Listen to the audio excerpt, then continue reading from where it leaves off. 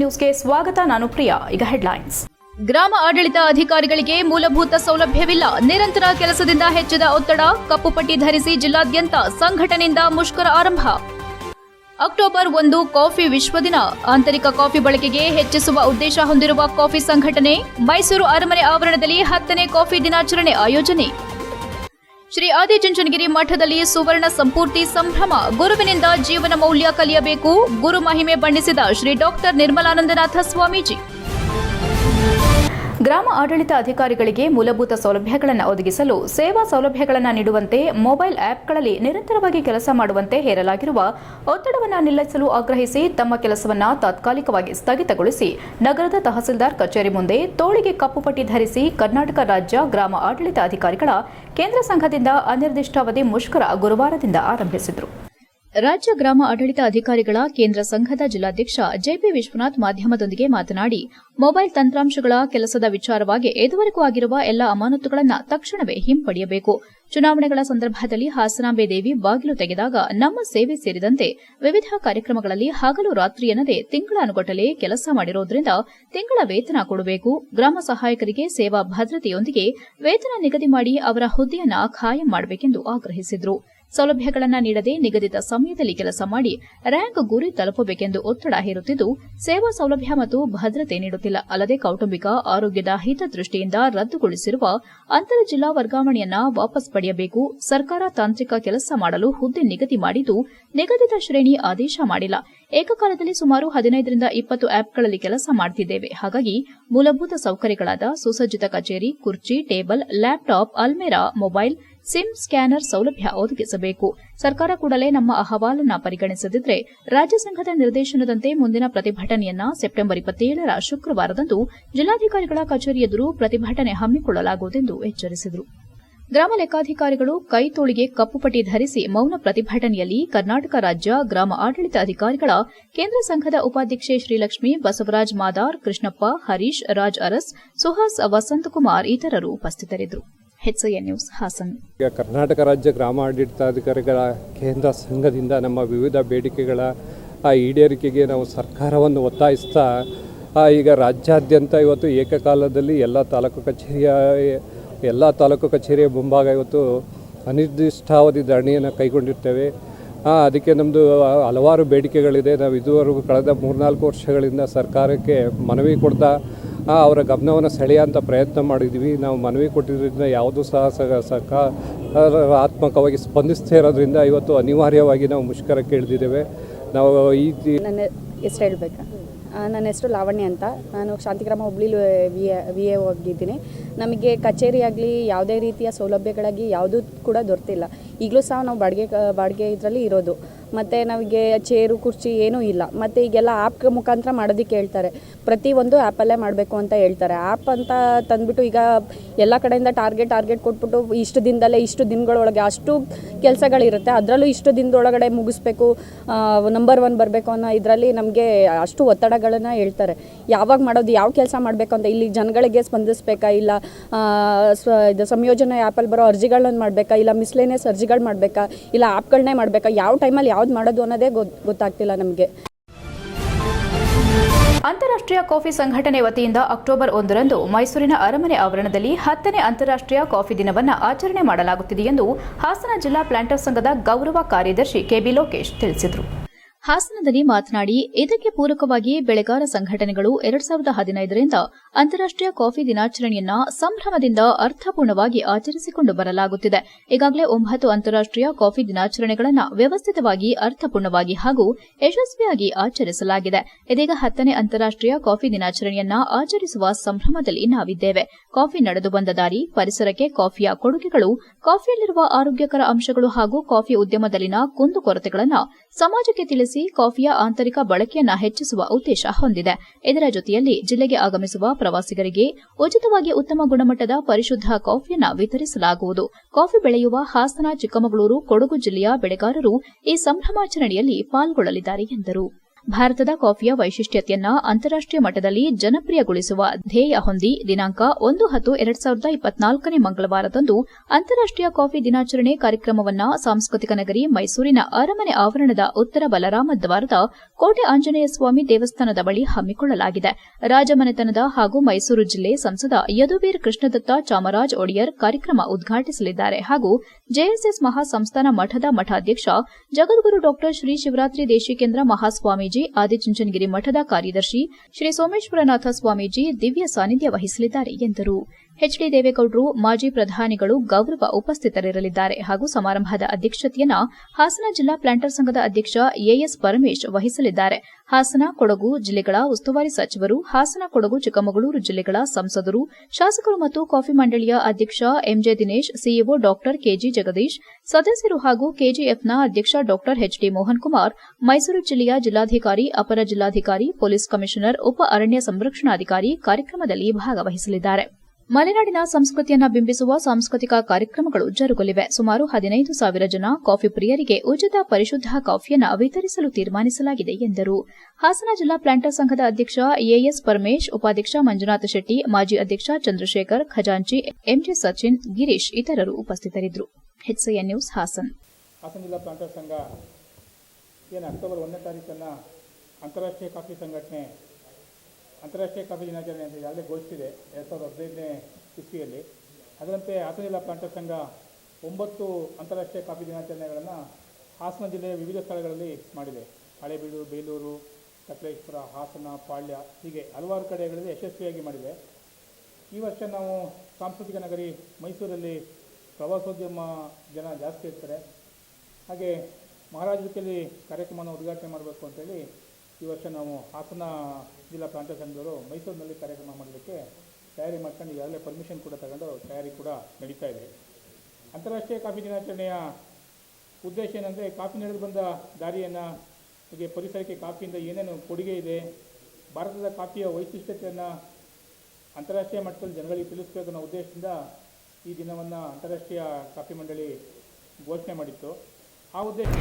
ತಪ್ಪು ಮಾಡುವುದು ಸಹಜ, ಆದರೆ ತಪ್ಪೆಂದು ತಿಳಿದ್ರೂ ಮತ್ತೆ ಮತ್ತೆ ಅದೇ ತಪ್ಪನ್ನ ಮಾಡೋದು ಮಹಾ ತಪ್ಪು. ಹಾಗಾಗಿ ಗುರುವನ್ನ ನೆನಪಿಸಿಕೊಂಡ್ರೆ ಜೀವನ ಮೌಲ್ಯವನ್ನ ನೆನಪಿಸುತ್ತದೆ ಎಂದು ಪರಮಪೂಜ್ಯ ಜಗದ್ಗುರು ಶ್ರೀ ಡಾ ನಿರ್ಮಲಾನಂದನಾಥ ಮಹಾಸ್ವಾಮೀಜಿ ಅವರು ತಮ್ಮ ಆಶೀರ್ವಚನದಲ್ಲಿ ನುಡಿದರು.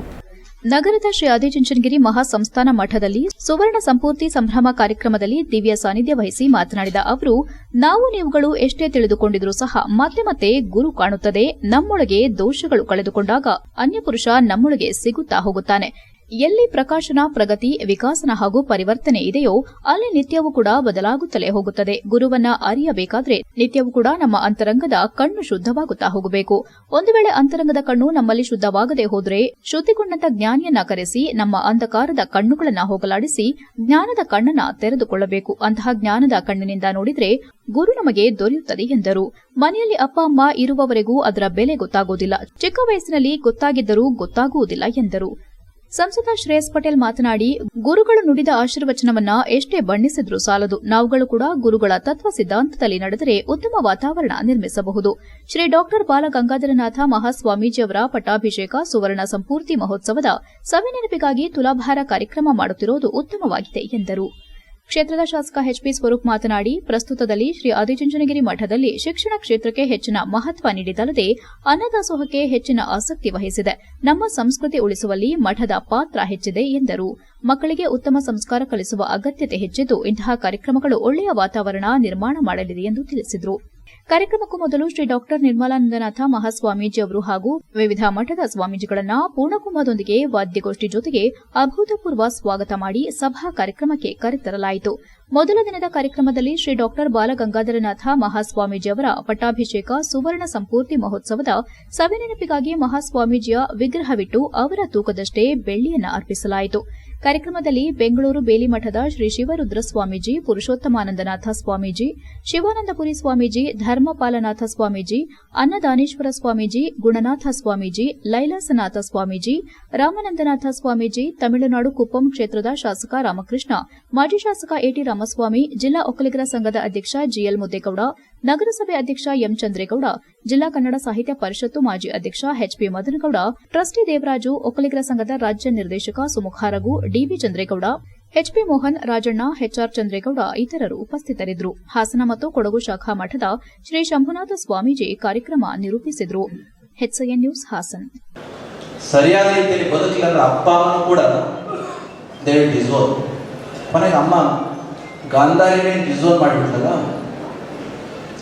ಆಶೀರ್ವಾದ ತಗೊಳ್ಳಿಕ್ಕೆ ದುರ್ಯೋಧನ ಯುದ್ಧಕ್ಕೆ ಹೋಗೋದಕ್ಕೆ ಮುಂಚೆ ಅಮ್ಮನ ಹತ್ರ ಹೋದಾಗ ಗಾಂಧಾರಿ ಏನು ಹೇಳಿತು? ಅಮ್ಮ ನಾನು ಯಶಸ್ಸಿನಿಂದ ಬರ ಆಗಿನಿಂದ ಆಶೀರ್ವಾದ ಮಾಡುವಂಥ ದುರ್ಯೋಧನ ಹೋದರೆ ಸ್ವತಃ ತಾಯಿ ಅವನ ಸರ್ವ ತಪ್ಪುಗಳನ್ನು ಕೂಡ ಒಪ್ಪಿಕೊಂಡು ಬೆಳೆಸಿದಂಥವಳು. ಅಂತಹ ತಾಯಿಯು ಕೂಡ ನಿನಗೆ ಗೆಲುವಾಗಿ ಅಂತ ಹೇಳಿಲ್ಲ, ಧರ್ಮ ಎಲ್ಲಿರುತ್ತೋ ಅಲ್ಲಿ ವಿಜಯ ಆಗಿ ಹೋಗಪ್ಪ ಅಂತೇಳಿ ಗೊತ್ತಿತ್ತು ಅವರ ಅಮ್ಮನಿಗೆ. ಏನಂತ? ನನ್ನ ಮಗನ ಹತ್ರ ಧರ್ಮ ಇಲ್ಲ.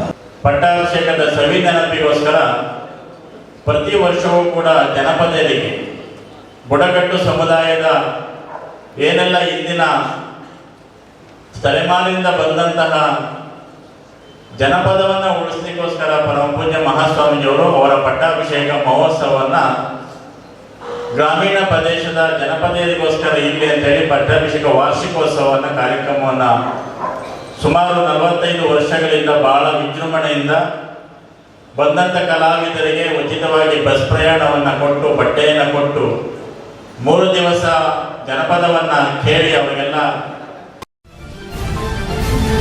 ಎಚ್ಸಿಎನ್ ನ್ಯೂಸ್ನಲ್ಲಿ ಈಗ ಒಂದು ಪುಟ್ಟ ಬ್ರೇಕ್.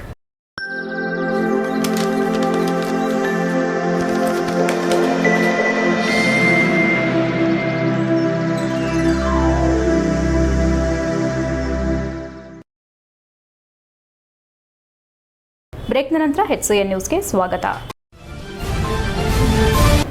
ಕರ್ನಾಟಕ ರಾಜ್ಯ ಗ್ರಾಮಾಡಳಿತ ಅಧಿಕಾರಿಗಳ ಸಂಘದಿಂದ ವಿವಿಧ ಬೇಡಿಕೆಗಳನ್ನು ಈಡೇರಿಸುವಂತೆ ಶಾಂತಿಯುತವಾಗಿ ಅನಿರ್ದಿಷ್ಟಾವಧಿ ಮುಷ್ಕರ ನಡೆಸಿದರು. ಈ ಸಂದರ್ಭದಲ್ಲಿ ಮಾತನಾಡಿದ ತಾಲೂಕು ಗ್ರಾಮಾಡಳಿತ ಅಧಿಕಾರಿಗಳ ಸಂಘದ ಅಧ್ಯಕ್ಷ ರಮೇಶ್, ರಾಜ್ಯಾದ್ಯಂತ ಗ್ರಾಮಾಡಳಿತ ಸಂಘದ ನಿರ್ಣಯದಂತೆ ಎಲ್ಲಾ ಜಿಲ್ಲಾ ಹಾಗೂ ತಾಲೂಕು ಕೇಂದ್ರಗಳಲ್ಲಿ ನಮ್ಮ ಸಂಘದಿಂದ ಶಾಂತಿಯುತವಾಗಿ ತಮ್ಮ ಬೇಡಿಕೆಗಳನ್ನು ಈಡೇರಿಸುವವರೆಗೂ ಶಾಂತಿಯುತವಾಗಿ ಮುಷ್ಕರ ಮಾಡಲು ನಮ್ಮ ರಾಜ್ಯ ಸಂಘದ ನಿರ್ದೇಶನದಂತೆ ಚಾಲನೆ ನೀಡಲಾಗಿದ್ದು, ಇತ್ತೀಚಿನ ದಿನಗಳಲ್ಲಿ ತಾಲೂಕು ಕಂದಾಯ ಇಲಾಖೆಯ ಗ್ರಾಮಾಡಳಿತ ಅಧಿಕಾರಿಗಳಿಗೆ ತೀವ್ರ ಸಂಕಷ್ಟವಾಗಿದ್ದು, ರಜಾ ದಿನಗಳೆನ್ನದೇ ಕರ್ತವ್ಯ ನಿರ್ವಹಿಸುವ ಸ್ಥಿತಿ ನಿರ್ಮಾಣವಾಗಿದೆ. ಇದರ ಜೊತೆಯಲ್ಲಿ 21 ಮೊಬೈಲ್ ಆಪ್ ತಂತ್ರಾಂಶಗಳ ಮೂಲಕ ಕೆಲಸ ಮಾಡಲು ಸೂಚನೆ ನೀಡಿದೆ. ಆದರೆ ಇದರಿಂದ ಯಾವುದೇ ಸರಿಯಾದ ನೆಟ್ವರ್ಕ್ ಸಿಗದೆ ತುಂಬಾ ತೊಂದರೆಯಾಗಿ ಸಾರ್ವಜನಿಕ ಕೆಲಸ ಮಾಡಲಾಗುತ್ತಿಲ್ಲ. ಅಲ್ಲದೆ ಈ ಕಾರ್ಯದ ಒತ್ತಡದಿಂದ ಕೆಲ ನೌಕರರು ಆತ್ಮಹತ್ಯೆ ಹಾಗೂ ತೀವ್ರ ಹೃದಯಾಘಾತದಿಂದ ಸಾವನ್ನಪ್ಪಿರುವ ಹಲವಾರು ಉದಾಹರಣೆಗಳಿದ್ದು, ಕೂಡಲೇ ಸರ್ಕಾರ ಇದನ್ನು ಮನಗಂಡು ಗ್ರಾಮ ಲೆಕ್ಕಾಧಿಕಾರಿಗಳಿಗೆ ಸುಸಜ್ಜಿತವಾದ ಕೊಠಡಿ, ಲ್ಯಾಪ್ಟಾಪ್, ಗುಣಮಟ್ಟದ ಮೊಬೈಲ್, ಗೂಗಲ್ ಕ್ರೋಮ್, ಪ್ರಿಂಟರ್ ಹಾಗೂ ಸ್ಕ್ಯಾನರ್ಗಳನ್ನು ನೀಡಿದರೆ ಅನುಕೂಲವಾಗುತ್ತದೆ. ಇದರ ಜೊತೆಯಲ್ಲಿ ತಂತ್ರಾಂಶಗಳ ಕೆಲಸದ ವಿಚಾರವಾಗಿ ಇಲ್ಲಿವರೆಗೂ ಆಗಿರುವ ಎಲ್ಲಾ ಅಮಾನತುಗಳನ್ನು ರದ್ದುಪಡಿಸಿ ಹಿಂಪಡೆಯುವಂತೆ ಹಾಗೂ ಕೆಸಿಎಸ್ಆರ್ ನಿಯಮದಂತೆ ಸರ್ಕಾರಿ ರಜಾ ದಿನದಲ್ಲಿ ಕರ್ತವ್ಯಕ್ಕೆ ಮೆಮೊ ಹಾಕದಿರಲು ಹಾಗೂ ಇಂತಹ ಅಧಿಕಾರಿಗಳ ವಿರುದ್ಧ ಸೂಕ್ತ ಕ್ರಮ ಜರುಗಿಸಬೇಕು. ರಾಜ್ಯಾದ್ಯಂತ ಎಲ್ಲಾ ಜಿಲ್ಲೆಗಳಲ್ಲಿ ಖಾಲಿ ಇರುವ ಹುದ್ದೆಗಳಿಗೆ ತಕ್ಷಣವೇ ಅನುಮತಿ ನೀಡುವಂತೆ ಮತ್ತು ಅಂತರ್ ಜಿಲ್ಲಾ ಪತಿ ಪತ್ನಿ ಪ್ರಕರಣಗಳ ವರ್ಗಾವಣೆಗೆ ಚಾಲನೆ ನೀಡಿ ಅಂತಿಮ ಆದೇಶಕ್ಕಾಗಿ ಬಾಕಿ ಇರುವ ಪ್ರಕರಣಗಳನ್ನು ಕೂಡಲೇ ಆದೇಶ ನೀಡುವಂತೆ, ಇನ್ನಿತರೆ ಸೇವಾ ಭದ್ರತೆಗಳನ್ನು ಒದಗಿಸಿ ಅವರಿಗೆ ಮೂಲಭೂತ ಸೌಕರ್ಯಗಳನ್ನು ಒದಗಿಸಿಕೊಡಬೇಕೆಂದು ಎಂದಿನಿಂದ ಅನಿರ್ದಿಷ್ಟಾವಧಿ ಮುಷ್ಕರ ನಡೆಸುತ್ತಿದ್ದೇವೆ ಎಂದರು. ಎಂಜಿಒ ನಿರ್ದೇಶಕ ಭಾನುಪ್ರಕಾಶ್ ಮಾತನಾಡಿ, ಇತ್ತೀಚೆಗೆ ರಾಜ್ಯ ಕಾರ್ಯಕಾರಿಣಿ ಸಭೆಯ ತೀರ್ಮಾನದಂತೆ ರಾಜ್ಯಾದ್ಯಂತ ಎಂದಿನಿಂದ ತಾಲೂಕು ಕಂದಾಯ ಇಲಾಖೆಯ ರಾಜ್ಯ ಗ್ರಾಮಾಡಳಿತ ನೌಕರರು ಒಮ್ಮತದಿಂದ ಮುಷ್ಕರ ನಡೆಸುತ್ತಿದೆ ಎಂದರು. ಜಿಲ್ಲಾ ಕಂದಾಯ ನೌಕರರ ಸಂಘದ ಅಧ್ಯಕ್ಷ ಚಂದ್ರೇಗೌಡ ಮಾತನಾಡಿ, ಈ ಮುಷ್ಕರಕ್ಕೆ ನಾವು ಕೂಡ ಬೆಂಬಲ ಸೂಚಿಸುತ್ತೇವೆ ಎಂದರು. ಈ ಸಂದರ್ಭದಲ್ಲಿ ಪ್ರಧಾನ ಕಾರ್ಯದರ್ಶಿ ಆಯಿಷಾ ಭಾನು, ಗ್ರಾಮ ಸಹಾಯಕ ಸಂಘದ ಅಧ್ಯಕ್ಷ ದೇವರಾಜ್, ಸೋಮಶೇಖರ್, ಹನುಮಂತು, ಉದಯ್, ಚಂದ್ರೇಗೌಡ, ಸೌಮ್ಯ, ಶ್ರುತಿ, ಲೀಲಾ, ಗೌರಮ್ಮ, ಪ್ರಭಾ, ಉದಯ್ ಸೇರಿದಂತೆ ಮುಂತಾದವರು ಹಾಜರಿದ್ದರು. HCN news Belur. ಬೇಲೂರು ತಾಲೂಕು ಗ್ರಾಮ ಆಡಳಿತಾಧಿಕಾರಿ ಸಂಘದ ಪರವಾಗಿ ನಾನು ಹೇಳೋದೇನೆಂದರೆ, ಇವತ್ತ ಗ್ರಾಮ ಆಡಳಿತಾಧಿಕಾರಿಗಳಿಗೆ ಭಾಳ ಸಂಕಷ್ಟ ಒದಗಿದೆ ಅಂತ ನಾನು ಹೇಳಕ್ಕೆ ಇಷ್ಟಪಡ್ತೀನಿ. ಯಾಕೆ ಅಂದರೆ, ನಮಗೆ ಫಸ್ಟ್ ಆಫ್ ಆಲ್ ರಜೆ ದಿನಗಳಲ್ಲೂ ನಾವು ಕೆಲಸ ಮಾಡ್ತಾಯಿದ್ದೀವಿ ಮತ್ತು ನಮ್ಮ ಪರ್ಸನಲ್ ಮೊಬೈಲಿಗೆ 17 ಆಪನ್ನು ಹಾಕ್ಬಿಟ್ಟು ಕೆಲಸ ಮಾಡು ಅಂತ ಹೇಳ್ತಿದ್ದಾರೆ. ಏಕೆಂದರೆ ಅಲ್ಲಿ ನಮಗೆ ಸರಿಯಾದ ನೆಟ್ ಪ್ಯಾಕ್ ಆಗಲಿ ಮತ್ತು ನಾವು ಆಪ್ ಮುಖಾಂತರ ಕೆಲಸ ಮಾಡಬೇಕು ಅನ್ನೋ ಮುಖಾಂತರ ನಮಗೆ ಪ್ರಿಂಟರ್, ಕಂಪ್ಯೂಟರ್ ಆಗಲಿ ಅಥವಾ ಲ್ಯಾಪ್ಟಾಪ್ ಆಗಲಿ.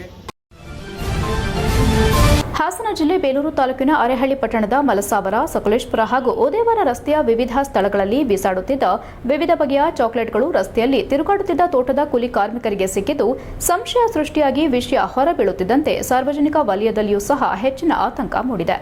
ಈ ಬಗ್ಗೆ ಸುದ್ದಿ ಮಾಧ್ಯಮಗಳಲ್ಲಿ ವ್ಯಾಪಕ ಪ್ರಸಾರವಾಗುತ್ತಿದ್ದಂತೆ ಎಚ್ಚೆತ್ತ ಚಾಕೊಲೇಟ್ ಕಂಪನಿ ಸಿಬ್ಬಂದಿ ವರ್ಗದವರು ಸ್ಥಳಕ್ಕಾಗಮಿಸಿ ಖುದ್ದು ಪರಿಶೀಲನೆ ನಡೆಸಿದ್ದಾರೆ. ಈ ವೇಳೆ ವಿವಿಧ ಸ್ಥಳಗಳಲ್ಲಿ ದೊರೆತಿರುವ ಎಲ್ಲಾ ಚಾಕೊಲೇಟ್ ಹಾಗೂ ಚಾಕೊಲೇಟ್ ಹೊದಿಕೆಯನ್ನ ಪರಿಶೀಲಿಸಿ ಎಲ್ಲವೂ ನಮ್ಮ ಬ್ರ್ಯಾಂಡ್ ಚಾಕೊಲೇಟ್ಗಳೇ ಆದರೆ ಬಿಸಾಡಲು ಮೂಲ ಕಾರಣವೇನೆಂದು ಗೊತ್ತಿಲ್ಲ ಎಂದು ಅನುಮಾನ ವ್ಯಕ್ತಪಡಿಸುತ್ತಾ ಮಾತನಾಡಿದ ಅವರು, ಕಳೆದ 2 ದಿನಗಳಿಂದ ಮಾಧ್ಯಮಗಳಲ್ಲಿ ವರದಿಯಾದ ಚಾಕೊಲೇಟ್ಗಳನ್ನು ರಸ್ತೆ ಬದಿಯಲ್ಲಿ ಬಿಸಾಡಿರುವುದು ದೃಢವಾಗಿದ್ದು ಅವುಗಳು ನಮ್ಮ ಡೂಬಿ ಕಂಪನಿಯಾಗಿದೆ. ಈ ನಮ್ಮ ಡೂಬಿ ಕಂಪನಿಯ ಚಾಕೊಲೇಟ್ ಉತ್ಪನ್ನಗಳು ದೇಶ ವಿದೇಶಗಳಲ್ಲಿ ಹೆಚ್ಚೆಚ್ಚು ಮಾರಾಟವಾಗುತ್ತಿದ್ದು ಇದೀಗ ನಮ್ಮ ಜಿಲ್ಲೆಯಲ್ಲೂ ಸಹ ಉತ್ತಮ ಮಾರುಕಟ್ಟೆ ದೊರೆತಿದೆ. ಆದರೆ ಇಲ್ಲಿ ಮುಖ್ಯವಾಗಿ ಗಮನಿಸಬೇಕಾಗಿದ್ದು, ಕಳೆದ 5-6 ತಿಂಗಳಿನಿಂದ ನಮ್ಮ ಹಾಸನ ಸೇರಿದಂತೆ ಚಿಕ್ಕಮಗಳೂರು, ಮೈಸೂರು, ಮಡಿಕೇರಿ ಹಾಗೂ ಇನ್ನಿತರೆ ಜಿಲ್ಲೆಗಳಿಗೆ ನಾನು ಕಂಪನಿಯ ಮಾರ್ಕೆಟಿಂಗ್ ವ್ಯವಸ್ಥೆಯಲ್ಲಿ ಉತ್ತಮ ಫಲಿತಾಂಶ ನೀಡಿದ್ದು ನನಗೆ ತಿಳಿದಿರುವಂತೆ ಎಲ್ಲಿಯೂ ಬಿಸಾಡದೆ ಅರೆಹಳ್ಳಿಯಲ್ಲಿ ಮಾತ್ರ ಬಿಸಾಡಿ ಇದು ಸಿಕ್ಕಿರೋದು ಗಮನಿಸಿದ್ರೆ ನನ್ನ ಬೆಳವಣಿಗೆಯನ್ನ ಹಾಗೂ ಚಾಕೊಲೇಟ್ನ ಮಾರುಕಟ್ಟೆಯ ಉತ್ತಮ ಫಲಿತಾಂಶವನ್ನ ಸಹಿಸದೆ ನನ್ನನ್ನು ವೈಯಕ್ತಿಕವಾಗಿ ಕುಂಠಿತಗೊಳಿಸಲು ಹುನ್ನಾರ ನಡೆಸುತ್ತಿರಬಹುದೆಂದು ಶಂಕೆ ವ್ಯಕ್ತಪಡಿಸಿದ್ರು. ಏಕೆಂದರೆ ಇಲ್ಲಿ ಬಹುಮುಖ್ಯವಾಗಿ ನಾನು ಮೂಲತಃ ಇದೇ ಅರೆಹಳ್ಳಿ ಗ್ರಾಮದವನು, ಯಾವುದಕ್ಕೂ ತನಿಖೆಯಲ್ಲಿ ತಿಳಿದು ಬರಲಿದೆ, ಕಾದು ನೋಡೋಣ ಎಂದರು. HCN news, Belur. ಒಂದು 2-3 ಡೇಸ್ ಇಂದ ಒಂದು ನ್ಯೂಸ್ ಅಲ್ಲಿ ನೋಡ್ತಾ ಇರ್ಬೋದು. ತುಂಬಾ ಚಾಕ್ಲೇಟ್ಸ್ ಬಗ್ಗೆನೂ ಬೇರೆ ಬೇರೆ ಅರಳ್ಳಿ ಹೋಬಳಿ ತಾಲೂಕಲ್ಲಿ, ಬೇಲೂರು ತಾಲೂಕಲ್ಲಿ ಅರಳ್ಳಿ ಹೋಬಳಿಯಲ್ಲಿ ತುಂಬಾ ಕಡೆ ಸಕಲೇಶ್ಪುರ ರೋಡ್ ಆಗಲಿ, ನಿಮ್ದು ಉದಯವಾರ ರೋಡ್ ಆಗಲಿ, ಆಮೇಲೆ ಮಲಸಾವರ ರೋಡ್ ಆಗಲಿ ತುಂಬಾ ಚಾಕ್ಲೇಟ್ಸ್ಗಳು ಒತ್ತಿ ಇದು ಮಾಡ್ತಾವ್ರೆ. ಲೈಕ್ ಅನ್ನೆಸೆಸರೀಸ್ ಯಾರು ಮಾಡ್ತಾವ್ರೆ ಅಂತ ಇದು ಇನ್ನೂ ಇದಾಗಿಲ್ಲ. ಆದರೆ ಚಾಕ್ಲೇಟ್ಸ್ ತುಂಬಾ ನಮ್ದು ಡೋಬಿ ಕ್ಯಾಂಡೀಸ್, ಇದು ಒಂದು ಡೋಬಿ ಕ್ಯಾಂಡೀಸ್ ಅಂತ ಒಂದು ಬ್ರ್ಯಾಂಡ್ ಶಾರ್ಕ್ ಟ್ಯಾಂಕ್ ಇಂಡಿಯಾದಲ್ಲೆಲ್ಲ ಬಂದಿದೆ. ತುಂಬಾ ಒಳ್ಳೆ ಬ್ರ್ಯಾಂಡ್, ಅಬ್ರಾಡ್ ಅಲ್ಲೆಲ್ಲ ಹೋಗ್ತಾರೆ, ಎಲ್ಲ ಔಟ್ ಆಫ್ ಕಂಟ್ರಿ ಎಲ್ಲ ಹೋಗ್ತಾರೆ. ಒಳ್ಳೆ ಚಾಕ್ಲೇಟ್, ಸ್ವಲ್ಪ ಹೆಸರು ಆಗ್ತಾ ಇದೆ. ಹೊಸ ಬ್ರ್ಯಾಂಡ್ ಇದೆ ಆಕ್ಚುಲಿ, ಒಂದು ಹಾರ್ಡ್ಲಿ 1.5 year 2 years ಇಂದ ಇದೆ. ಸೌತ್ ಕರ್ನಾಟಕನೇ ಬಂದು ಒಂದು 5-6 months ಆಗಿದೆ. ಸೊ ಒಳ್ಳೆ ರೆಸ್ಪಾನ್ಸ್ ಇದೆ ಚಾಕ್ಲೇಟ್ ಇಲ್ಲೆಲ್ಲ ಆಲ್ರೆಡಿ. ಹಾಸನ ವಿಶ್ವ ಪ್ರವಾಸೋದ್ಯಮ ದಿನಾಚರಣೆಯನ್ನು ಸಕಲೇಶಪುರ ತಾಲೂಕಿನ ಪೆಬಲ್ಸ್ ಅಂಡ್ ಬೀನ್ಸ್ ರೆಸಾರ್ಟ್ನಲ್ಲಿ ಸೆಪ್ಟೆಂಬರ್ 24 ಶುಕ್ರವಾರ ಹಮ್ಮಿಕೊಳ್ಳಲಾಗಿದೆ ಎಂದು ರೆಸಾರ್ಟ್ ಮಾಲೀಕರ ಸಂಘದ ಅಧ್ಯಕ್ಷ ಮಸ್ತಾರೆ ಲೋಕೇಶ್ ತಿಳಿಸಿದ್ದಾರೆ. ಬುಧವಾರ ಸಕಲೇಶಪುರ ಪತ್ರಕರ್ತರ ಸಂಘದ ಕಚೇರಿಯಲ್ಲಿ ಮಾತನಾಡಿದ ಅವರು, ಪ್ರವಾಸೋದ್ಯಮದ ತವರೆಂದೇ ಖ್ಯಾತಿ ಪಡೆದಿರುವ ಸಕಲೇಶಪುರ ತಾಲೂಕಿನಲ್ಲಿ ಸಾಕಷ್ಟು ಹೋಮ್ ಸ್ಟೇ ಹಾಗೂ ರೆಸಾರ್ಟ್ಗಳು ಕಾರ್ಯನಿರ್ವಹಿಸುತ್ತಿದ್ದು ದಾಖಲೆ ಸಂಖ್ಯೆಯಲ್ಲಿ ಇಲ್ಲಿಗೆ ಪ್ರವಾಸಿಗರು ಆಗಮಿಸುತ್ತಿದ್ದಾರೆ. ಆದರೆ ಪ್ರವಾಸೋದ್ಯಮ ಇಲಾಖೆ ನಮ್ಮ ತಾಲೂಕನ್ನು ನಿರ್ಲಕ್ಷಿಸಿದೆ.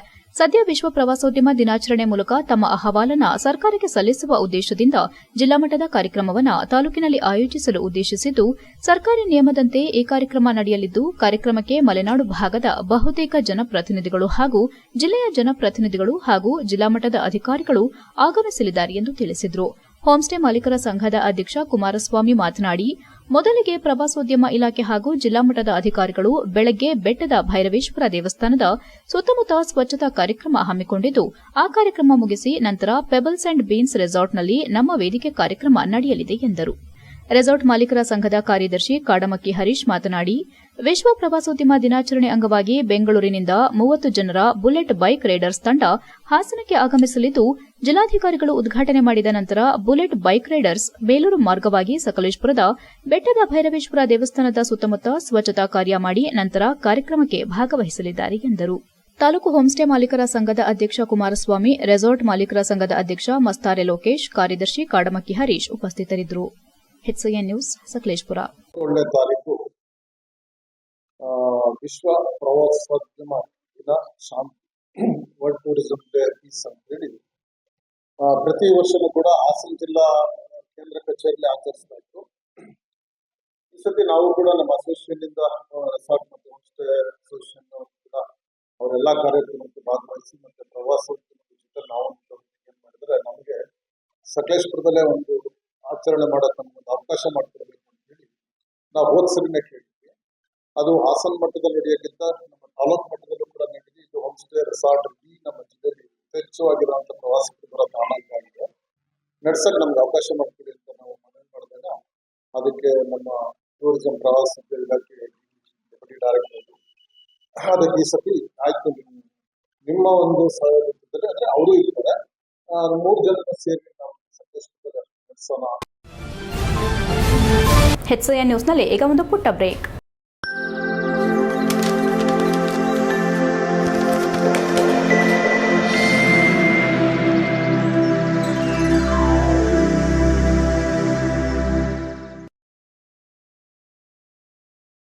ಬ್ರೇಕ್ನ ನಂತರ HCN ನ್ಯೂಸ್ಗೆ ಸ್ವಾಗತ. ತಿರುಪತಿ ಬಾಲಾಜಿ ದೇವಸ್ಥಾನದ ಪವಿತ್ರ ಲಡ್ಡು ಪ್ರಸಾದದಲ್ಲಿ ಪ್ರಾಣಿಗಳ ಕೊಬ್ಬಿನ ಎಣ್ಣೆ ಬೆರೆಸುವವರ ವಿರುದ್ಧ ಕೂಡಲೇ ಕ್ರಿಮಿನಲ್ ಮೊಕದ್ದಮೆ ದಾಖಲಿಸುವಂತೆ ಆಗ್ರಹಿಸಿ ಕರ್ನಾಟಕ ದೇವಸ್ಥಾನ ಮಠ ಮತ್ತು ಧಾರ್ಮಿಕ ಸಂಸ್ಥೆಗಳ ಮಹಾಸಂಘದಿಂದ ಅಪರ ಜಿಲ್ಲಾಧಿಕಾರಿ ಕೆಟಿ ಶಾಂತಲಾ ಅವರಿಗೆ ಮನವಿಯನ್ನು ಸಲ್ಲಿಸಿದರು. ಸಂಘದ ಮುಖಂಡ ಗೋವಿಂದರಾಜು ಮಾಧ್ಯಮದೊಂದಿಗೆ ಮಾತನಾಡಿ, ಆಂಧ್ರಪ್ರದೇಶ ರಾಜ್ಯದ ಶ್ರೀ ತಿರುಪತಿ ಬಾಲಾಜಿ ದೇವಸ್ಥಾನವು ಪ್ರಪಂಚದಾದ್ಯಂತ ಕೋಟಿಗಟ್ಟಲೆ ಭಕ್ತರ ಆರಾಧನೆಯ ಸ್ಥಳವಾಗಿದೆ. ಇದನ್ನು ಭಗವಾನ್ ಶ್ರೀ ವಿಷ್ಣುವಿನ ನಿಜವಾದ ಭೂ ವೈಕುಂಠವೆಂದು ಪರಿಗಣಿಸಲಾಗಿದೆ. ಇಂತಹ ಪುಣ್ಯಭೂಮಿಯಲ್ಲಿ ಪ್ರಸಾದದ ಲಾಡುಗಳಲ್ಲಿ ಪ್ರಾಣಿಗಳ ಕೊಬ್ಬಿನ ಎಣ್ಣೆಯನ್ನು ಬಳಸಿರುವ ಆಘಾತಕಾರಿ ಘಟನೆ ಬೆಳಕಿಗೆ ಬಂದಿದೆ. ಆಂಧ್ರಪ್ರದೇಶ ಮುಖ್ಯಮಂತ್ರಿ ಚಂದ್ರಬಾಬು ನಾಯ್ಡು ಅವರೇ ಈ ಮಾಹಿತಿಯನ್ನು ನೀಡಿದ್ದಾರೆ. ಇದರಿಂದಾಗಿ ದೇಶಾದ್ಯಂತ ಹಿಂದೂ ಸಮುದಾಯದಲ್ಲಿ ತೀವ್ರ ಆಕ್ರೋಶದ ಅಲೆ ಎದ್ದಿದೆ. ಶ್ರೀ ತಿರುಪತಿ ಬಾಲಾಜಿ ದೇವಸ್ಥಾನದಲ್ಲಿ ಲಾಡು ಕೇವಲ ಆಹಾರವಲ್ಲ, ಅದು ಭಕ್ತರ ಶ್ರದ್ಧೆ, ಭಕ್ತಿ ಮತ್ತು ಆಧ್ಯಾತ್ಮಿಕ ಶಕ್ತಿಯ ಭಾಗವಾಗಿದೆ. ಅಂತಹ ಪವಿತ್ರವಾದ ಪ್ರಸಾದದಲ್ಲಿ ಅಶುದ್ಧ ಮತ್ತು ಧಾರ್ಮಿಕ ದೃಷ್ಟಿಕೋನದಿಂದ ಅನುಚಿತ ಪದಾರ್ಥಗಳನ್ನು ಬಳಸೋದು ಭಕ್ತರಲ್ಲಿ ತೀವ್ರ ಕೋಪವನ್ನು ಉಂಟುಮಾಡಿದೆ. ಪವಿತ್ರವಾದ ಲಾಡುಗಳಲ್ಲಿ ಪ್ರಾಣಿಗಳ ಕೊಬ್ಬನ್ನು ಬೆರೆಸೋದ್ರಿಂದ ಒಂದು ಸಾಮಾನ್ಯ ಅಪರಾಧವಲ್ಲ, ಬದಲಾಗಿ ಕೋಟಿಗಟ್ಟಲೆ ಹಿಂದೂಗಳ ಧಾರ್ಮಿಕ ಶ್ರದ್ಧೆ ಮೇಲಾದ ದೊಡ್ಡ ಹೊಡೆತವಾಗಿದೆ. ಇದು ಹಿಂದೂಗಳಿಗೆ ಮಾಡಿದ ದ್ರೋಹ ಮತ್ತು ಹಿಂದೂಗಳನ್ನು ಭ್ರಷ್ಟರನ್ನಾಗಿಸಲು ಉದ್ದೇಶಪೂರ್ವಕ ನಡೆಸಿದ ಷಡ್ಯಂತ್ರವಾಗಿದೆ. ಇದನ್ನು ಹಿಂದೂ ಸಮಾಜ ಎಂದಿಗೂ ಸಹಿಸೋದಿಲ್ಲ ಎಂದರು. ಈ ಗಂಭೀರ ಸಮಸ್ಯೆಯನ್ನು ಗಮನದಲ್ಲಿಟ್ಟುಕೊಂಡು ತುರ್ತಾಗಿ ಕ್ರಮ ಕೈಗೊಳ್ಳಬೇಕೆಂಬುದು ಹಿಂದೂ ಸಮಾಜದವರಿಂದ ಸರ್ಕಾರಕ್ಕೆ ಮನವಿಯಾಗಿದೆ. ಧಾರ್ಮಿಕ ನಂಬಿಕೆಗಳನ್ನು ಗೌರವಿಸುವುದು ಸರ್ಕಾರದ ಪ್ರಾಥಮಿಕ ಜವಾಬ್ದಾರಿಯಾಗಿದೆ. ನೀವು ತೆಗೆದುಕೊಂಡ ಕ್ರಮದ ಬಗ್ಗೆ ದಯವಿಟ್ಟು ತಿಳಿಸಬೇಕಾಗಿದೆ ಎಂದು ವಿನಂತಿಸಿದರು. ಇದೇ ವೇಳೆ ಶ್ರೀ ಕಾಳಿಕಾಂಬ ದೇವಸ್ಥಾನದ ರಾಘವೇಂದ್ರಾಚಾರ್, ರಾಜ ವೆಂಕಟೇಶ್, ಸೋಮಶೇಖರ್, ಪರಮೇಶ್, ಡಾ ರಮೇಶ್, ಸುರೇಶ್ ಗೌಡ, ರಾಘವೇಂದ್ರ, ರಾಹುಲ್, ಸುಬ್ರಹ್ಮಣ್ಯ, ಹರೀಶ್, ಸುಜಾತಾ, ನವೀನ್, ನಾಗೇಶ್ ಇತರರು ಉಪಸ್ಥಿತರಿದ್ದರು. HCN news Haasan. ಹಿಂದೂ ಜನಜಾಗೃತಿ ಸಮಿತಿಯ ವತಿಯಿಂದ ಮಾನ್ಯ ಭಾರತ ದೇಶದ ಪ್ರಧಾನಮಂತ್ರಿಗಳಿಗೂ ನಮ್ಮ ರಾಜ್ಯದ ಮುಖ್ಯಮಂತ್ರಿಗಳಿಗೂ ಹಾಗೂ ಜಿಲ್ಲಾಧಿಕಾರಿಗಳಿಗೂ ಒಂದು ಮನವಿಯನ್ನು ಕೊಡ್ಲಿಕ್ಕೆ ಬಂದಿದ್ದೀವಿ.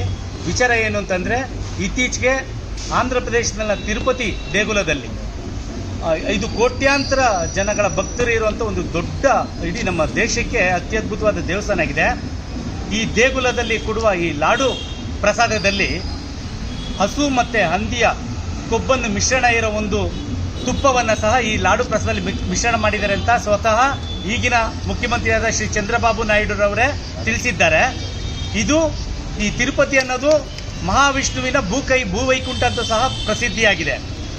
ಈ ಒಂದು ಆಘಾತಕಾರಿ ಘಟನೆ ಇಡೀ ದೇಶದ ಕೋಟ್ಯಾಂತರ ಹಿಂದೂ ಧಾರ್ಮಿಕ ಭಾವನೆಗಳನ್ನು ನೋಯಿಸಿದೆ. ಇದು ಅಕ್ಷಮ್ಯ ಅಪರಾಧ ಆಗಿದೆ. ಯಾಕೆಂದರೆ ಇದರಿಂದ ಶ್ರೀ ರಾಜಶೇಖರ್ ರೆಡ್ಡಿ ಸ್ಯಾಮ್ಯೂಲ್ ಅವರು ಮುಖ್ಯಮಂತ್ರಿ.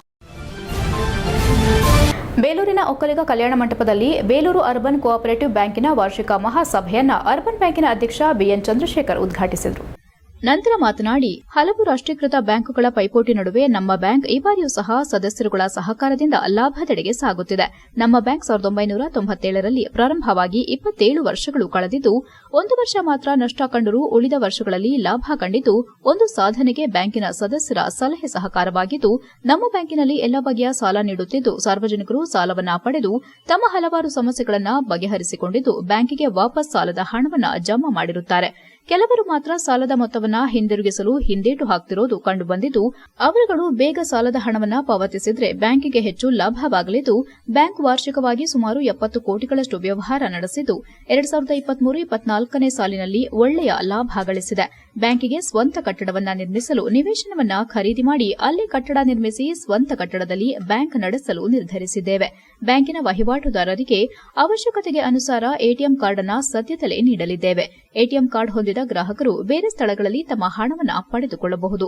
ನಮ್ಮ ಬ್ಯಾಂಕ್ ಭಾರತೀಯ ರಿಸರ್ವ್ ಬ್ಯಾಂಕ್ ಹಾಗೂ ರಾಜ್ಯ ಸರ್ಕಾರದ ಆದೇಶ ಮತ್ತು ಷರತ್ತುಗಳಿಗೆ ಒಳಪಟ್ಟು ಕಾರ್ಯನಿರ್ವಹಿಸಬೇಕಾಗಿರುವುದರಿಂದ ಗ್ರಾಹಕರು ಹಾಗೂ ಸದಸ್ಯರು ಮಾರ್ಪಾಡಿಗೆ ಸಹಕರಿಸಿ ಬ್ಯಾಂಕಿನಲ್ಲಿ ವ್ಯವಹಾರ ನಡೆಸಿ ಬ್ಯಾಂಕ್ ಲಾಭ ಗಳಿಸಲು ಸಹಕರಿಸಬೇಕು ಎಂದರು. ನಂತರ ಮಾತನಾಡಿದ ಮಾಜಿ ಅಧ್ಯಕ್ಷ ಸ್ವಾಮಿಗೌಡ, ಸದಸ್ಯರು ಷೇರುದಾರರಿಗೆ ನಮ್ಮ ಬ್ಯಾಂಕಿನ 1 ವರ್ಷದ ವಾರ್ಷಿಕ ವರದಿಯನ್ನು ತಿಳಿಸಲು ವಾರ್ಷಿಕ ಮಹಾಸಭೆಯನ್ನು ಆಯೋಜನೆಗೊಳಿಸಿ ಬ್ಯಾಂಕಿನ ವಾರ್ಷಿಕ ವರದಿಯನ್ನು ತಿಳಿಸಿರುತ್ತೇವೆ. ವಾರ್ಷಿಕ ಸಭೆಗೆ ಮಾತ್ರ ಬರದೆ ಬೇರೆ ದಿನಗಳಲ್ಲಿ ಬ್ಯಾಂಕಿಗೆ ಭೇಟಿ ಕೊಟ್ಟು ತಮ್ಮ ಸಲಹೆ ಮತ್ತು ಕುಂದುಕೊರತೆಗಳನ್ನು ತಿಳಿಸಿದರೆ ನಾವು ಅವುಗಳನ್ನು ಅಳವಡಿಸಿಕೊಂಡು ಹೋಗುತ್ತೇವೆ ಮತ್ತು ಸದಸ್ಯರು ನಮ್ಮ ಬ್ಯಾಂಕಿನಲ್ಲಿ ವಹಿವಾಟು ಮಾಡಿದರೆ ಮಾತ್ರ ಇನ್ನೂ ಹೆಚ್ಚಿನ ಲಾಭ ಗಳಿಸಬಹುದು. ಬ್ಯಾಂಕ್ ಬೇಲೂರು ತಾಲೂಕಿನ ಕೆಲವು ಮಹನೀಯರುಗಳು ಕಟ್ಟಿ ಬೆಳೆಸಿದಂತಹ ಬ್ಯಾಂಕ್ ಆಗಿದ್ದು, ಈ ಬ್ಯಾಂಕ್ ಅನ್ನು ಉಳಿಸಿ ಬೆಳೆಸೋಣ ಎಂದರು.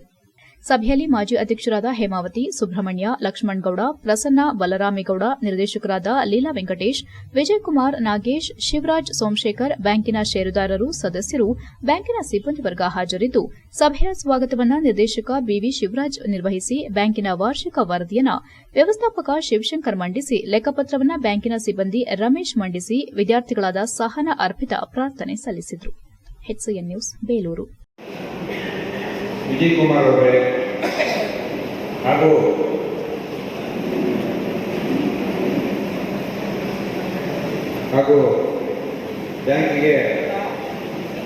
ಬ್ಯಾಂಕಿನ ಮುಖ್ಯವಾಗಿ ಬೇಕಾಗಿರೋರು ನಮ್ಮ ಬ್ಯಾಂಕಿನ ಸದಸ್ಯರು ತಮ್ಮಗಳಿಗೂ ಕೂಡ ಈ ವೇದಿಕೆಯಲ್ಲಿ ಸ್ವಾಗತಿಸುತ್ತಾ ಹಾಗೂ ನಮ್ಮ ಸಿಬ್ಬಂದಿ ವರ್ಗದವರಿಗೂ ಕೂಡ ಸ್ವಾಗತಿಸುತ್ತಾ ಬ್ಯಾಂಕು 1997ರಲ್ಲಿ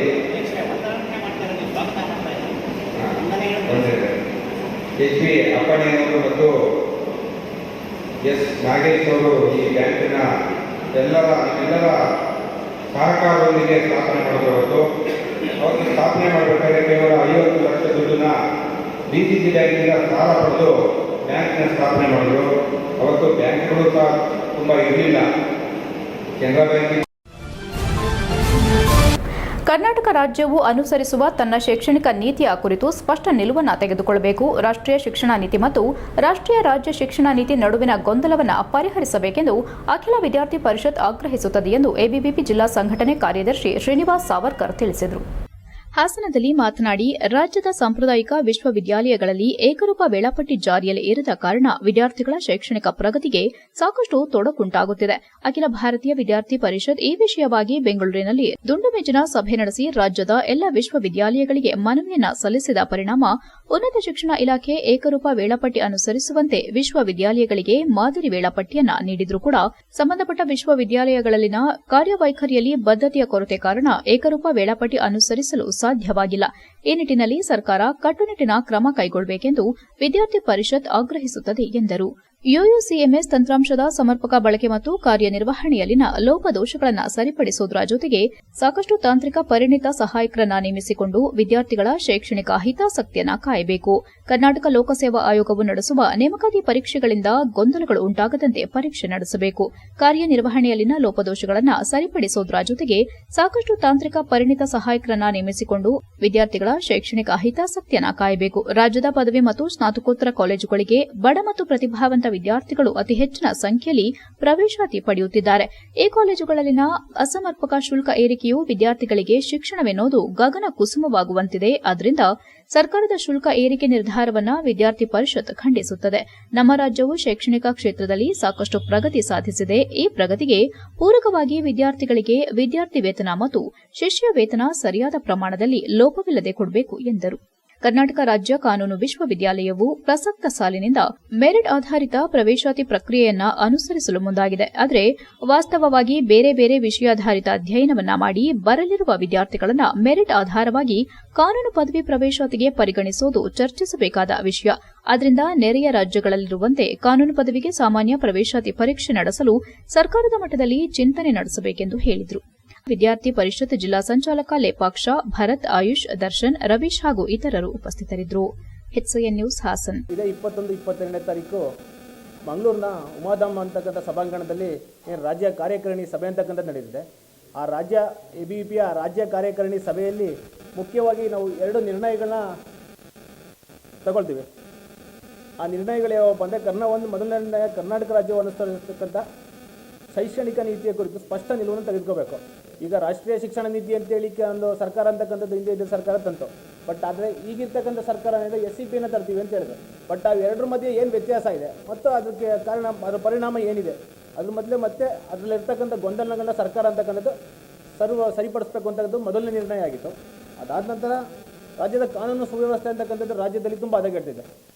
ಅದೇ ರೀತಿಯಾಗಿ ಕೆಲವೊಂದು ಆರ್ಥಿಕ ನೀತಿಗಳಿಂದ ರಾಜ್ಯದ ಆರ್ಥಿಕ ಪರಿಸ್ಥಿತಿ ಸಹ ಹದಗೆಟ್ಟಿದೆ. ಈ ಕುರಿತು ಸರ್ಕಾರ ಸೂಕ್ತ ಪರಿಹಾರ ಕ್ರಮಗಳನ್ನ ಕೈಗೊಳ್ಳಬೇಕು ಅನ್ನೋದು 2ನೇ ನಿರ್ಧಾರ ಆಗಿತ್ತು.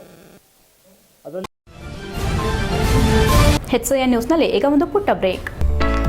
ಹಾಸನದಲ್ಲಿ 28 ವರ್ಷಗಳಿಂದ ಜನತೆಗೆ ಅತ್ಯುತ್ತಮವಾದ ವೈದ್ಯಕೀಯ ಸೇವೆಯನ್ನು ನೀಡುತ್ತಿರುವ Hemavathi multi speciality hospital Hassan ನಮ್ಮಲ್ಲಿ ದಿನದ 24 ಗಂಟೆಯೂ ಆಕ್ಸಿಡೆಂಟಲ್ ಇಂಜುರೀಸ್ ಮತ್ತು ಎಮರ್ಜೆನ್ಸಿ ಸರ್ವಿಸ್ಗಳನ್ನು ಹೊಂದಿದೆ. ಹೇಮಾವತಿ ಆಸ್ಪತ್ರೆಯ ಡಾಕ್ಟರ್ ನಿಖಿಲ್ ಆರ್ ಭಟ್ ರವರು ಎಂಎಸ್ ಆರ್ಥೋಪೆಡಿಕ್ನಲ್ಲಿ ಚಿನ್ನದ ಪದಕ ಪಡೆದು ಸಿಂಗಾಪುರ್ ಜನರಲ್ ಹಾಸ್ಪಿಟಲ್ನಲ್ಲಿ ಫೆಲೋಶಿಪ್ ಇನ್ ಜಾಯಿಂಟ್ ರಿಪ್ಲೇಸ್ಮೆಂಟ್ ಸರ್ಜರಿಯ ಪದವಿ ಪಡೆದು ಸೇವೆಯನ್ನ ಸಲ್ಲಿಸಿರುತ್ತಾರೆ.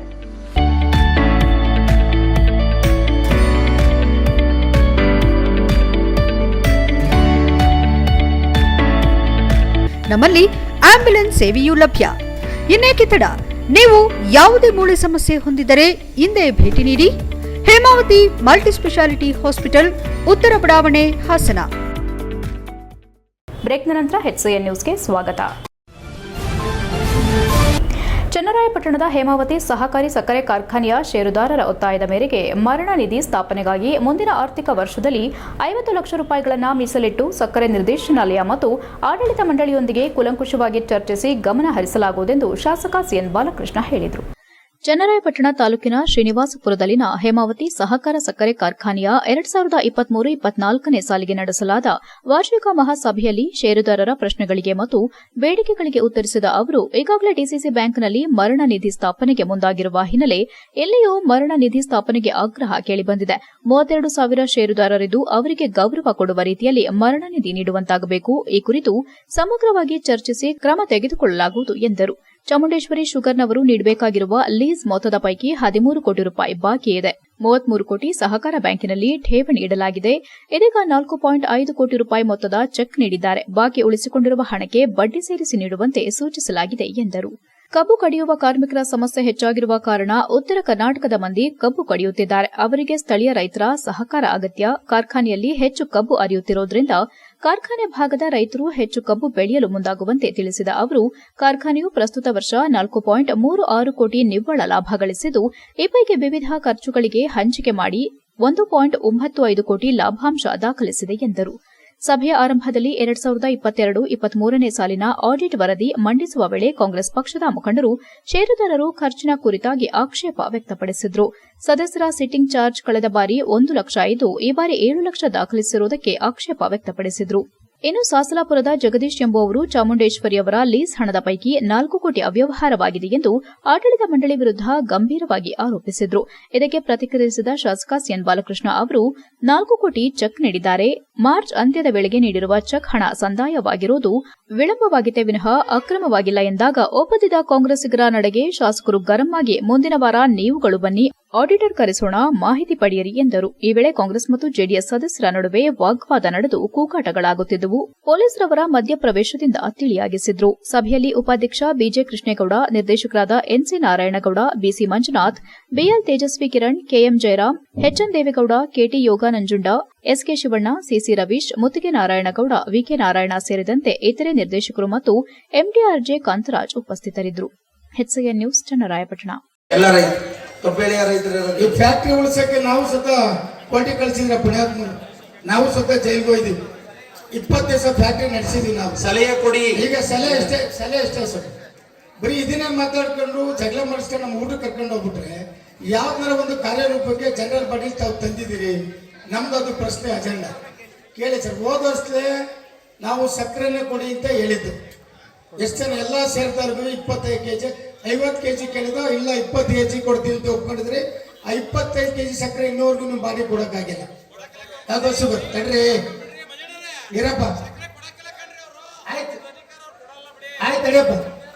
25 ಕೆಜಿ ಸಕ್ಕರೆನ ತಾವೇ ಇಲ್ಲಿ ನಮ್ಮ ಅಜೆಂಡದಲ್ಲಿ ಚೆನ್ನಾಗಿ ಹೇಳಿದಿರಿ. ಆಮೇಲೆ ಅಲ್ಲಿ ಕಾಂಪೌಂಡ್ ಇಂದ ತಂತಿ ಬೇಲಿ ಹಾಕ್ಸಕ್ಕೆ ಹೇಳಿದ್ದು. ಎಲೆಕ್ಷನ್ ಆಗಿರೋದು ಈಗ, ಇವಾಗಾಯ್ತು. ಅವಾಗ ಎಲೆಕ್ಷನ್ ಇತ್ತಲ್ಲ, ಮಾಡಬಹುದಾಯ್ತು, ಮಾಡಲಿಲ್ಲ. ಹಾಸನದ ಗಣಪತಿ ಸೇವಾ ಸಮಿತಿ ವತಿಯಿಂದ ನಗರದಲ್ಲಿ ಪ್ರತಿಷ್ಠಾಪಿಸಲಾಗಿರುವ ವಿಘ್ನ ವಿನಾಯಕನಿಗೆ ಬುಧವಾರದಂದು ಶಾಸಕ ಸ್ವರೂಪ್ ಪ್ರಕಾಶ್ ಕುಟುಂಬ ಸಮೇತ ಆಗಮಿಸಿ ವಿಶೇಷ ಪೂಜೆ ಸಲ್ಲಿಸಿದರು. ಇದೇ ವೇಳೆ ಶಾಸಕರ ತಾಯಿ ಲಲಿತಾ ಪ್ರಕಾಶ್, ಪತ್ನಿ ಶ್ವೇತಾ ಸ್ವರೂಪ್ ಅವರೊಂದಿಗೆ ಪೂಜೆ ಸಲ್ಲಿಸಿದ ಬಳಿಕ ತಮ್ಮ ಸೇವಾರ್ಥದಲ್ಲಿ ನೆರೆದಿದ್ದ ಭಕ್ತರಿಗೆ ಶಾಸಕ ಸ್ವರೂಪ್ ಪ್ರಸಾದ ವಿನಿಯೋಗ ಮಾಡಿದ್ರು. ನಂತರ ಮಾತನಾಡಿದ ಅವರು, ಪ್ರತಿ ವರ್ಷದಂತೆ ಈ ವರ್ಷ ಕೂಡ ಗಣಪತಿ ಪೂಜೆ ಮಾಡಲು ನನಗೆ ಅವಕಾಶ ಕಲ್ಪಿಸಿಕೊಡಲಾಗಿತ್ತು. ಅದರಂತೆ ಪೂಜೆ ಸಲ್ಲಿಸಿದ್ದೇನೆ. ನಮ್ಮ ಪಕ್ಷದ ಮುಖಂಡರು ಹಾಗೂ ಸ್ನೇಹಿತರು, ಹಿತೈಷಿಗಳು ಎಲ್ಲರ ಸಮ್ಮುಖದಲ್ಲಿ ಪೂಜೆ ನಡೆದಿದ್ದು, ಎಲ್ಲರೂ ವಿಘ್ನ ವಿನಾಯಕನ ಕೃಪೆಗೆ ಪಾತ್ರರಾಗಿದ್ದೇವೆ ಎಂದರು. ತಮ್ಮ ತಂದೆಯವರ ಕಾಲದಿಂದಲೂ ಗಣಪತಿ ಸೇವಾ ಸಮಿತಿ ವತಿಯಿಂದ ಆಯೋಜಿಸುವ ಗಣಪತಿ ಉತ್ಸವದಲ್ಲಿ ಪಾಲ್ಗೊಂಡು ಕಾರ್ಯಕ್ರಮ ನಡೆಸಿಕೊಂಡು ಬಂದಿದ್ದೇವೆ. ಅದರಂತೆ ಈ ವರ್ಷವೂ ನಮ್ಮ ಕುಟುಂಬ ಸಮೇತರಾಗಿ ಪೂಜೆ ಸಲ್ಲಿಸಿದ್ದೇವೆ. ಇದೇ ತಿಂಗಳ 28ರಂದು ಗಣಪತಿ ವಿಸರ್ಜನಾ ಕಾರ್ಯಕ್ರಮ ನಡೆಯಲಿದ್ದು, ಆಕರ್ಷಕ ಮೆರವಣಿಗೆ ಜೊತೆಗೆ ಗೌರಿ ಗಣೇಶ ಮೂರ್ತಿಯನ್ನ ವಿಸರ್ಜಿಸಲಾಗುವುದು. ಈ ಕಾರ್ಯಕ್ರಮಕ್ಕೆ ಎಲ್ಲರೂ ಸ್ವಯಂ ಪ್ರೇರಿತರಾಗಿ ಭಾಗವಹಿಸಿ ಯಶಸ್ವಿಗೊಳಿಸಬೇಕೆಂದು ಮನವಿ ಮಾಡಿದರು. ಈ ಸಂದರ್ಭದಲ್ಲಿ ನಗರಸಭೆ ಅಧ್ಯಕ್ಷ ಚಂದ್ರೇಗೌಡ, ಜಿಲ್ಲಾ ಪಂಚಾಯಿತಿ ಮಾಜಿ ಅಧ್ಯಕ್ಷ ಬಿಆರ್ ಸತ್ಯನಾರಾಯಣ ಹಾಗೂ ನಗರಸಭೆ ಸದಸ್ಯರು ಮತ್ತು ಜೆಡಿಎಸ್ ಪಕ್ಷದ ಮುಖಂಡರು ಹಾಗೂ ಕಾರ್ಯಕರ್ತರು ಮತ್ತು ಶ್ರೀ ಗಣಪತಿ ಸೇವಾ ಸಮಿತಿ ಅಧ್ಯಕ್ಷ ಡಾ ಎಚ್ ನಾಗರಾಜ್, ಕಾರ್ಯದರ್ಶಿ ಚನ್ನವೀರಪ್ಪ, ಸಹ ಕಾರ್ಯದರ್ಶಿ ವೈಎಸ್ ಮುರುಗೇಂದ್ರ, ಖಜಾಂಚಿ ಎಂಎಸ್ ಶ್ರೀಕಂಠಯ್ಯ, ಧರ್ಮದರ್ಶಿಗಳಾದ ಬೋದೇಶ್, ಎಚ್ಡಿ ಶೇಖರ್, ಎಚ್ಎಸ್ ಅನಂತನಾರಾಯಣ ಇತರರು ಉಪಸ್ಥಿತರಿದ್ದರು. HIN news Hassan. ಹಳೆ ಬಸ್ ಸ್ಟ್ಯಾಂಡ್ ನಮ್ಮ ಹಾಸನ ವಿಶೇಷವಾಗಿ ಗಣಪತಿ ಪೆಂಡಾಲ್ ಅಂತಾನೆ ಹೆಸರುವಾಸಿಯಾದಂಥ ನಮ್ಮ ಇತಿಹಾಸವುಳ್ಳಂಥ ಗಣಪತಿ ಪೆಂಡಾಲ್ನ ನಮಗೆಲ್ಲರೂ ಗೊತ್ತಿದೆ. ಇವತ್ತು ಈ ವರ್ಷ 70ನೇ ವರ್ಷದ ಗೌರಿ ಗಣೇಶ ಹಬ್ಬನ ನಾವು ಆಚರಣೆ ಮಾಡ್ತಾ ಇದ್ವಿ. ಬಹಳ ಇತಿಹಾಸ ನಮ್ಮ ಗಣಪತಿ ಪೆಂಡಾಲ್ ಅಂತ ಒಂದು ಗಣೇಶನ ಕೂರಿಸುವಂಥದ್ದು. ಯಾಕಂದ್ರೆ ನಾವು ಕೂಡ ಇನ್ನು ಹುಟ್ಟಿರಲಿಲ್ಲ. ಆಗಿನ ಕಾಲದಿಂದಲೂ ಕೂಡ ಬಹಳಷ್ಟು ಇತಿಹಾಸ ನಮ್ಮ ತಂದೆಯವರು ಮತ್ತು ನಮ್ಮ ಚನ್ನವೀರಪ್ಪ ಅವರು ಇರ್ಬೋದು ಮತ್ತು ಹಿರಿಯರು ಎಲ್ಲ ಶ್ರೀಕಂಠರು ಎಲ್ಲರೂ ಕೂಡ ಹಿಂದಿನಿಂದಲೂ ಕೂಡ ಬಹಳ ವಿಜೃಂಭಣೆಯಿಂದ ಆಚರಣೆ ಮಾಡ್ತಾ ಬರ್ತಾ ಇದ್ದಾರೆ. ಅರೇಹಳ್ಳಿ ಪಟ್ಟಣದ ಪಶು ವೈದ್ಯಕೀಯ ಆಸ್ಪತ್ರೆಯಲ್ಲಿ ವೈದ್ಯಾಧಿಕಾರಿಗಳು ಗರ್ಭಿಣಿ ಜಿಂಕೆಯ ಪ್ರಸವ ಮಾಡಿಸಿದ್ದು, ಹೆರಿಗೆ ನಂತರ ಗರ್ಭಿಣಿಯಾಗಿದ್ದ ಜಿಂಕೆ ಚೇತರಿಸಿಕೊಂಡಿದ್ದಾದರೂ ಹೊಸ ಜನ್ಮ ಪಡೆಯಬೇಕಾಗಿದ್ದ ಮರಿ ಜಿಂಕೆಯು ಹೊಟ್ಟೆಯಲ್ಲಿಯೇ ದಿನಗಳ ಹಿಂದೆ ಸಾವನ್ನಪ್ಪಿರುವ ದಾರುಣ ಘಟನೆ ವರದಿಯಾಗಿದೆ. ಬೇಲೂರು ತಾಲೂಕಿನ ಬಿಕ್ಕೋಡಿನ ಹಳ್ಳಿಗತಿಯ ಜಮೀನಿನ ಬಳಿ ಅಸ್ವಸ್ಥತೆಯ ಸ್ಥಿತಿಯಲ್ಲಿ ಕಾಣಿಸಿಕೊಂಡ ಜಿಂಕೆಯನ್ನ ಕಂಡು ಗ್ರಾಮಸ್ಥರು ಅರಣ್ಯ ಇಲಾಖೆಗೆ ತಿಳಿಸಿದ್ದು, ತಕ್ಷಣ ಇಲಾಖೆ ಅಧಿಕಾರಿ ವರ್ಗದವರು ಸೆರೆ ಹಿಡಿದ ಬಳಿಕ ಹೆರಿಗೆ ನೋವಿನಿಂದ ಹಾಗೂ ನಾಯಿ ದಾಳಿ ನಡೆಸಿರುವುದು ಬೆಳಕಿಗೆ ಬಂದಿದೆ. ತಕ್ಷಣ ಕಾರ್ಯಪ್ರವೃತ್ತರಾದ ಅವರು ಹತ್ತಿರದ ಅರೇಹಳ್ಳಿ ಪಟ್ಟಣದ ಪಶು ವೈದ್ಯಕೀಯ ಆಸ್ಪತ್ರೆಗೆ ಕರೆತಂದು ಚಿಕಿತ್ಸೆ ನೀಡಿ ಹೆರಿಗೆ ಮಾಡಿದಾದರೂ ಹೊಟ್ಟೆಯಲ್ಲಿಯೇ ದಿನಗಳ ಹಿಂದೆ ಮರಿ ಸಾವನ್ನಪ್ಪಿರುವ ದಾರುಣ ಘಟನೆ ನಡೆದಿದೆ ಎಂದು ತಿಳಿದು ಬಂದಿದೆ. ಈ ವೇಳೆ ಪಶು ವೈದ್ಯಾಧಿಕಾರಿ ಗಂಗಾಧರ್ ನಾಯಕ್, ಜಾನುವಾರು ಅಧಿಕಾರಿ ಮಹಾಲಿಂಗಯ್ಯ, ಸಿಬ್ಬಂದಿ ಅಭಿಲಾಷ್, ಅರಣ್ಯ ಇಲಾಖೆ ಸಿಬ್ಬಂದಿಗಳು, ಗ್ರಾಮದ ಶಶಿಕುಮಾರ್, ಅಣ್ಣಪ್ಪ ಸೇರಿದಂತೆ ಇನ್ನಿತರರು ಹಾಜರಿದ್ದರು. ಎಚ್ಐಎನ್ ನ್ಯೂಸ್ ಬೇಲೂರು. ಪ್ರವಾದಿಯವರ ಬೋಧನೆಯನ್ನು ಜನಸಾಮಾನ್ಯರಿಗೆ ತಿಳಿಸುವ ನಿಟ್ಟಿನಲ್ಲಿ ಸೆಪ್ಟೆಂಬರ್ 27ರ ಶುಕ್ರವಾರ ಸಕಲೇಶಪುರ ಪಟ್ಟಣದ ಪುರಭವನದಲ್ಲಿ ಬೃಹತ್ ಈದ್ ಮಿಲಾದ್ ಆಚರಣೆಯನ್ನು ಹಮ್ಮಿಕೊಂಡಿದ್ದೇವೆ ಎಂದು ಹಾಸನ ಜಿಲ್ಲಾ ಸಹಾಯಕ ಜಾರಿ ಸೈಯದ್ ಅವಿಲಿ ಸುಹಾಮಿ ಹೇಳಿದರು. ಸಕಲೇಶಪುರ ಪಟ್ಟಣದ ಕಾರ್ಯನಿರತ ಪತ್ರಕರ್ತರ ಸಂಘದ ಕಚೇರಿಯಲ್ಲಿ ಬುಧವಾರ ಮಾತನಾಡಿ, ವಿಶ್ವ ಪ್ರವಾದಿ ಮೊಹಮ್ಮದ್ ರವರ 1499ನೇ ಜನ್ಮ ದಿನಾಚರಣೆಯನ್ನ ಪಟ್ಟಣದಲ್ಲಿ ಹಮ್ಮಿಕೊಂಡಿದ್ದು, ಈ ನಿಟ್ಟಿನಲ್ಲಿ ಶ್ರೀನಿವಾಸ ಕಲ್ಯಾಣ ಮಂಟಪದಿಂದ ಹಳೆ ಬಸ್ ನಿಲ್ದಾಣದವರೆಗೆ ಬೃಹತ್ ಈದ್ ರ್ಯಾಲಿಯನ್ನ ಹಮ್ಮಿಕೊಳ್ಳಲಾಗಿದೆ. ಈ ಕಾರ್ಯಕ್ರಮದಲ್ಲಿ ಕ್ಷೇತ್ರದ ಶಾಸಕರು, ಮಾಜಿ ಶಾಸಕರು, ರಾಜಕೀಯ ಮುಖಂಡರು ಪಾಲ್ಗೊಳ್ಳುತ್ತಿದ್ದಾರೆ. ಈ ಕಾರ್ಯಕ್ರಮಕ್ಕೆ ಸಾರ್ವಜನಿಕರು ಹೆಚ್ಚಿನ ಸಂಖ್ಯೆಯಲ್ಲಿ ಭಾಗವಹಿಸಬೇಕಾಗಿ ಮನವಿ ಮಾಡಿದರು. ಮೊಹಮ್ಮದ್ ಪೈಗಂಬರ್ ಅವರ ಸಿದ್ದಾಂತ ಕೇವಲ ಆಧ್ಯಾತ್ಮ ಸಿದ್ದಾಂತವಾಗಿರಲಿಲ್ಲ. ಮಸೀದಿ, ಮದ್ರಸಾ, ಧಾರ್ಮಿಕ ಆಚಾರ ವಿಚಾರಗಳನ್ನು ಪಸರಿಸುವ ಸಿದ್ದಾಂತವಾಗಿದ್ದು, ಮಾನವರು ಎದುರಿಸಿರುವ ಎಲ್ಲಾ ಸಮಸ್ಯೆಗಳಿಗೆ ಅತ್ಯಂತ ಸಮರ್ಪಕವಾಗಿ ಪರಿಹಾರ ನೀಡುವುದು ಅವರ ಸಿದ್ದಾಂತವಾಗಿತ್ತೆಂದು ಹೇಳಿದರು. ಪ್ರವಾದಿಯವರ ಬೋಧನೆಗಳು ಸಂಘರ್ಷರಹಿತವಾಗಿದ್ದು, ಜಗತ್ತಿಗೆ ಸಹೋದರತೆಯ, ಮಾನವೀಯತೆಯ, ಏಕತೆಯ, ಸೌಹಾರ್ದತೆಯ, ಶಾಂತಿಯ ಸಂದೇಶವನ್ನು ಸಾರಿದ್ದರೆಂದು ನುಡಿದರು. ಮೊಹಮ್ಮದ್ ಪೈಗಂಬರ್ ಮನುಕುಲದ ಪ್ರವಾದಿಯಾಗಿ, ಶಾಂತಿ ದೂತರಾಗಿ ಜಗತ್ತಿಗೆ ನೀಡಿದ ಕೊಡುಗೆಗಳನ್ನು ನಾವಿಂದು ಅರ್ಥ ಮಾಡಿಕೊಳ್ಳಬೇಕಾಗಿದೆ. ಎಲ್ಲಾ ಧರ್ಮಗಳನ್ನು ಗೌರವಿಸುವ ಮೂಲಕ ಪ್ರಸ್ತುತ ಕಾಲಘಟ್ಟದಲ್ಲಿ ನಾವುಗಳು ಸುಂದರ ಸಮಾಜ ಕಟ್ಟಬೇಕಾಗಿದೆ ಎಂದು ಹೇಳಿದರು. ಮೊಹಮ್ಮದ್ ಪೈಗಂಬರ್ ಮನುಕುಲದ ಪ್ರವಾದಿಯಾಗಿ ಜಗತ್ತಿಗೆ ನೀಡಿದ ಸಂದೇಶಗಳನ್ನು ನಾವಿಂದು ಅರ್ಥ ಮಾಡಿಕೊಳ್ಳಬೇಕಾಗಿದೆ ಎಂದರು. ಆನೆಮಹಲ್ ಹಸೈನಾರ್, ಎಕೆ ಹಸೈನಾರ್, ಮೊಹಮ್ಮದ್ ಹನೀಫ್, ಅಯಾಜ್, ಉಮರ್ ವಾಜಿದ್ ಉಪಸ್ಥಿತರಿದ್ದರು. HIN news Sakleshpur. 1999 ಜನ್ಮದಿನ ಹುಟ್ಟುಹಬ್ಬ ಸಕಲೇಶಪುರ ಹಾಸನ ಡಿಸ್ಟಿಕ್ ಈ ವರ್ಷ ಬಹಳ ವಿಜೃಂಭಣೆಯಿಂದ ಕೊಂಡಾಡುತ್ತಿದ್ದೀವಿ. ಇದೇ ಪ್ರಕಾರ ಈ ವರ್ಷ ಇದೇ ಬರುವ 27ನೇ ತಾರೀಕು ಶುಕ್ರವಾರ ಇಲ್ಲಿ ಸಕಲೇಶಪುರದ ಹಾಸನ ಎಲ್ಲ ಮಹಾನಗರ ಮುಸಲ್ಮಾನ್ ಬಂಧು ಈ ಪತ್ರಿಕಾಗೋಷ್ಠಿಗೆ ಸಹಕಾರ ಮಾಡುತ್ತಿದ್ದ ಎಲ್ಲ ತಾಲೂಕಿನ ಕಾರ್ಯನಿರತ ಎಲ್ಲ ಪದಾಧಿಕಾರಿಗಳು ಧನ್ಯವಾದಗಳು ಮುಗಿಸ್ತಾ ಇದ್ದೀನಿ. ಇವತ್ತು ಪತ್ರಿಕಾಗೋಷ್ಠಿ ನಡೆಸುವಂತಹ ಉದ್ದೇಶ ಪ್ರವಾದಿ ಮೊಹಮ್ಮದ್ ಮುಸ್ತಫಾ ಸಲ್ಲಲ್ಲಾಹು ಅಲೈಹಿ ವಸಲ್ಲಂ ಅವರ ಜನ್ಮದಿನಾಚರಣೆಯ ಭಾಗವಾಗಿ ಸಕಲೇಶಪುರ ನಗರದಲ್ಲಿ ಒಂದು ಉತ್ತಮವಾದಂತಹ ಒಂದು ಕಾರ್ಯಕ್ರಮ ಆಯೋಜಿಸುವ ಮೂಲಕ ಪ್ರವಾದಿಯು ಈ ಸಮಾಜಕ್ಕೆ, ಈ ನಾಡಿಗೆ ಕೊನೆಯಲ್ಲಿ ಮತ್ತೊಮ್ಮೆ ಮುಖ್ಯಾಂಶಗಳು. ಗ್ರಾಮ ಆಡಳಿತ ಅಧಿಕಾರಿಗಳಿಗೆ ಮೂಲಭೂತ ಸೌಲಭ್ಯವಿಲ್ಲ, ನಿರಂತರ ಕೆಲಸದಿಂದ ಹೆಚ್ಚಿದ ಒತ್ತಡ, ಕಪ್ಪುಪಟ್ಟಿ ಧರಿಸಿ ಜಿಲ್ಲಾದ್ಯಂತ ಸಂಘಟನೆಯಿಂದ ಮುಷ್ಕರ ಆರಂಭ. ಅಕ್ಟೋಬರ್ 1 ಕಾಫಿ ವಿಶ್ವ ದಿನ, ಆಂತರಿಕ ಕಾಫಿ ಬಳಕೆಗೆ ಹೆಚ್ಚಿಸುವ ಉದ್ದೇಶ ಹೊಂದಿರುವ ಕಾಫಿ ಸಂಘಟನೆ, ಮೈಸೂರು ಅರಮನೆ ಆವರಣದಲ್ಲಿ 10ನೇ ಕಾಫಿ ದಿನಾಚರಣೆ ಆಯೋಜನೆ. ಶ್ರೀ ಆದಿಚುಂಚನಗಿರಿ ಮಠದಲ್ಲಿ ಸುವರ್ಣ ಸಂಪೂರ್ತಿ ಸಂಭ್ರಮ, ಗುರುವಿನಿಂದ ಜೀವನ ಮೌಲ್ಯ ಕಲಿಯಬೇಕು, ಗುರು ಮಹಿಮೆ ಬಣ್ಣಿಸಿದ ಶ್ರೀ ಡಾಕ್ಟರ್ ನಿರ್ಮಲಾನಂದನಾಥ ಸ್ವಾಮೀಜಿ. ಇಷ್ಟೊತ್ತು ನೀವು ನೋಡಿದ್ದು ಹಾಸನದ ಸುದ್ದಿ ಅಂದ್ರೆ HCN ನ್ಯೂಸ್.